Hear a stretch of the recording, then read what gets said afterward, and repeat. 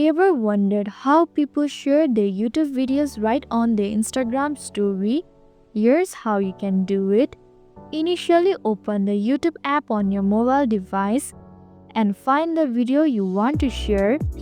Next, click on the share button below the video and select copy link. After that, open the Instagram app and hit the plus icon at the top left corner. Then choose any photo or video from your gallery.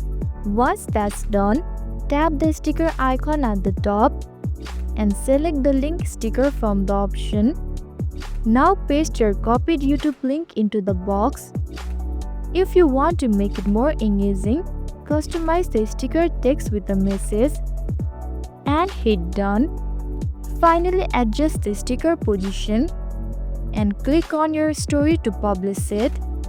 And there you go. Make sure to stick around for more quick and easy guide